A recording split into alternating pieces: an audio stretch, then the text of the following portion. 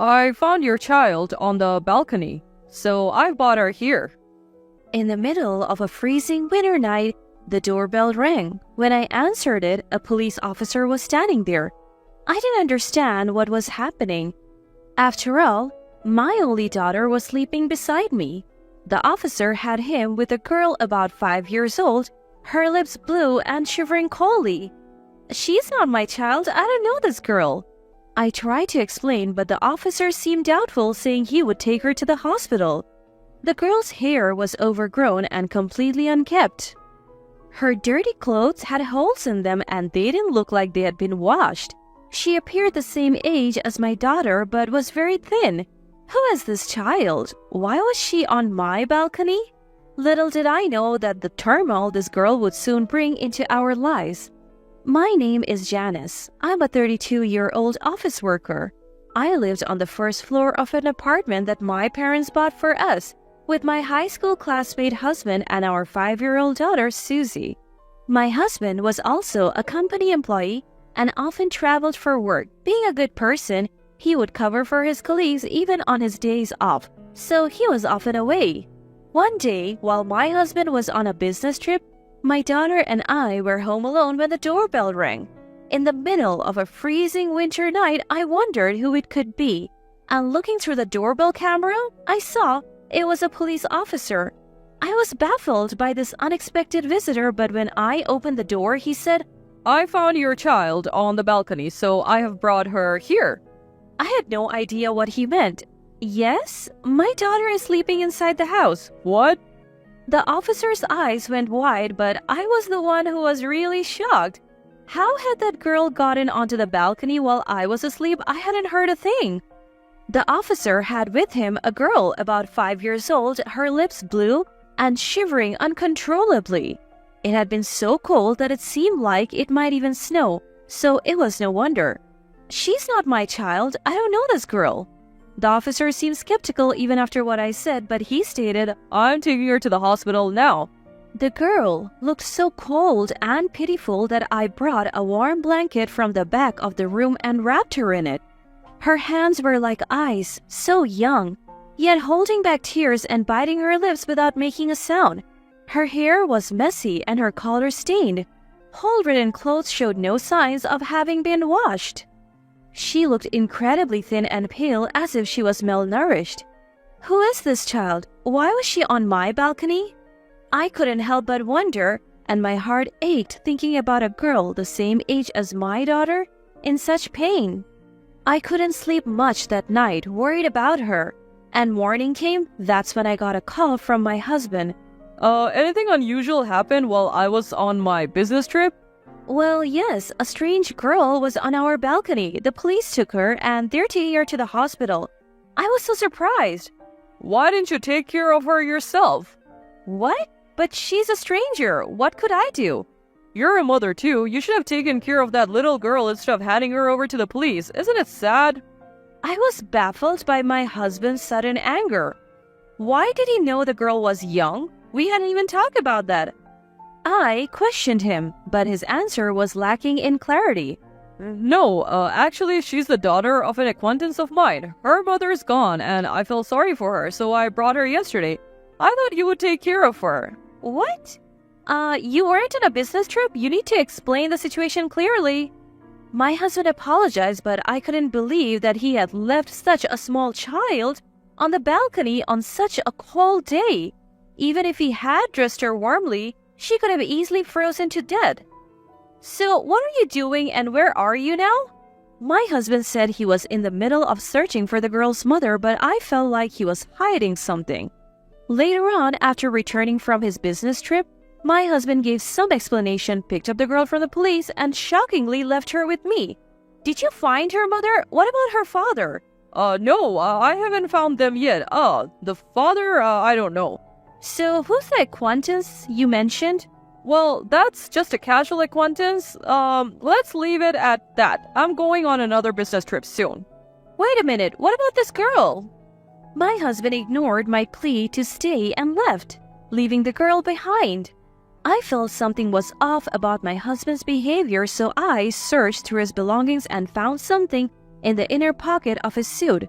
Shocked by the content, I quickly called my husband, but I couldn't get through to him. Suddenly, I noticed my daughter Susie and the little girl looking up at me anxiously. What's your name? Ashley? Ashley nervously answered in a small voice, told me she was the same age as my daughter, 5 years old. When I smiled gently at her, she looked at me with surprise, then laughed cheerfully, clutching her rumbling stomach. You must be hungry, right? Yes. I made Hawaiian plate lunches for my daughter and Ashley.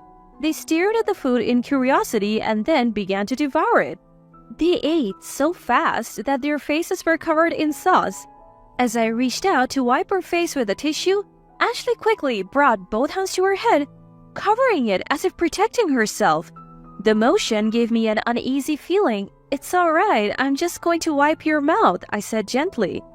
With a relieved expression, Ashley turned her face towards me, and after I wiped up the sauce, she began to eat her Hawaiian plate again. After finishing her meal and wearing a completely satisfied expression, it was time to do something about Ashley's dirty body. As I started to undress her for a quick shower, I involuntarily gasped at the sight of her body. What is this? There were countless bruises as if she had been beaten and pinched. Trying not to show my agitation, I led her cheerfully to the bathroom. As I tried to wash her body, Ashley said, "It's okay, I can do it myself," and started to wash her body with cold water. Wait a minute, what are you doing? I accidentally snapped. She looked up at me with a puzzled face and said, Ashley always does it like this. What? Washing your body with water? I asked. She nodded at my question, and as she tried to pour cold water over herself, I hurriedly stopped her and washed her whole body cleanly with soap. Afterwards, I poured warm water over her and she murmured, "It's warm," with a contented look. It turned out that she rarely got to shower at home, and when she did, her mother would tell her to wash with water. The fact that she accepted this as normal without questioning, it made my heart ache. After the bath, I dressed her in my daughter Susie's clothes and neatly arranged her hair. Ashley looked completely transformed. My daughter and Ashley looked just like sisters when they stand together. I looked at my daughter and Ashley, whose faces seemed to remind me of each other, with a warm smile. Ashley was an obedient and gentle child, and I could tell she was longing for affection. She would come by my side as I cooked, tug at the edge of my skirt and laugh. And when it was time to sleep, she would hold my hand and never let it go. Susie also grew fond of Ashley, and the two became close like real sisters. A week went by and I still couldn't get in touch with my husband. Ashley's mother said she knew my husband, but I couldn't keep caring for a little child on just that information. I gave up on contacting my husband, consulted the police, and Ashley had to be sent to a facility. Tears rolled down her big eyes and my heart ached watching her look back at me again and again as the people from the facility took her away. Time continued to pass without any news from my husband until I finally made a decision. 9 years later, I was living with my parents, my daughter Susie, and Ashley in our family home. I had actually adopted Ashley after she was taken to the facility. My parents in our family home treated her like their real grandchild, saying, "She came to us for a reason," and showered her with love. The two girls grew up as sisters and blossomed into beautiful young women. Susie and Ashley's dream of becoming models came true, and lately, they are being featured as beautiful junior models in magazines. Stepping into the glamorous world, the two were thriving and wore vibrant expressions on their faces. One day, the doorbell rang at our family home, and when I opened the door, there stood my ex-husband Philip, looking poor, down and out. A stranger who introduced herself as Joanna was with him. Not wanting to argue in front of the neighbors, I led them inside. Then, sitting on the living room sofa, the two abruptly began to speak. In truth, Ashley is my child." Philip, who hadn't contacted me in 9 years, said this without even apologizing. I was so stunned that I let out a big sigh. "She looks just like you. I thought it might be you, so is that woman over there your partner?" In response to my question, Philip nodded and began to tell the story of how he met the woman. Joanna had been working part-time at a bar Philip frequently visited. Even knowing that he was married with children, they got along and she became pregnant with Philip's child, giving birth to Ashley. However, Philip lacked decisiveness and didn't divorce me right away. Joanna grew tired of childcare and abandoned her role as a mother. In desperation, Philip thought of having me raise the child. It was an overly naive story, but what surprised me was not just that. Please, give Ashley back to us. My ex-husband suddenly stood up from the sofa and made an outrageous request, almost in tears, along with a deep apology. What? I happened to see a magazine and was surprised. She's grown up so well. Isn't she popular? So what? It has nothing to do with you two. But I am Ashley's real mother. You are just a fake after all. How dare you say such a thing without contacting me all this time? Then, Philip, who had been on his knees on the floor, grabbed my leg with a pathetic look on his face. We don't have any money and are in trouble. Ashley's our only hope. Give her back. How awful. You plan to make her work and live off her? No way. What? You're using Ashley to make money, aren't you? That's not fair. Stop making false accusations. I'm saving the children's money on their banking cards. Ashley is my child too. I will never hand her over. Then, Joanna suddenly rises from the sofa, launching at me with an air of recklessness that sends shivers down my spine. What are you doing to my mom? Stop it. In the scene bursts Ashley, my daughter. She spreads her arms wide, blocking my path, and glares at Joanna. Ashley, you've grown so beautiful. Remember me? I'm your mom. Let's go home together. You're not my mother. Get out of this house now. Ashley broke down in tears, clinging to me. Although Ashley was very young at the time, it seems a faint memory of the terrible treatment she endured remains. Ashley, dear, that's just a misunderstanding on your part. See, you were so young back then. In response to her flimsy excuses, I produced a note and photograph that I had found in Philip's suit back then. The note read, I don't want to raise a child. I can't find Ashley cute. Get rid of her somewhere. If you won't marry me, let's run away together. And the photograph showed a young Ashley covered in bruises. I also had the hospital medical report, of course. Do you still claim to be her parents after seeing this? That's... You wanted to dump a child you didn't want to raise on me, did you? You made this precious child suffer such horrors. That was all Philip's doing. I didn't know anything about it. I was too young to raise a child. It was inevitable. But anyway, I'll take Ashley back now.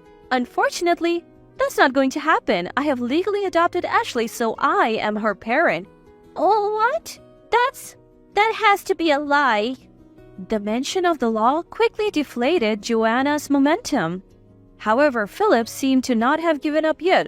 So, if that's the case, I'll break up with Joanna and let's start over. Susie and Ashley are my children. We'll just go back to being husband and wife, so there won't be any problem, will there? What? What are you saying? You just want things to go your way, like I will let that happen? Listening to their exchange, I was dumbfounded, then angry. I don't want to have anything to do with these people, not even for a moment. I have more bad news for you, Philip. You and I are no longer married. What? 3 years after you went missing, I filed a lawsuit and was granted a divorce. Hey, what are you doing on your own? Just as Philip was about to grab me, the sound of a police car approached. My parents had called the police after seeing Joanna's aggressive behavior. Well, the police are here now, so please don't come to our house again. No way, please forgive me.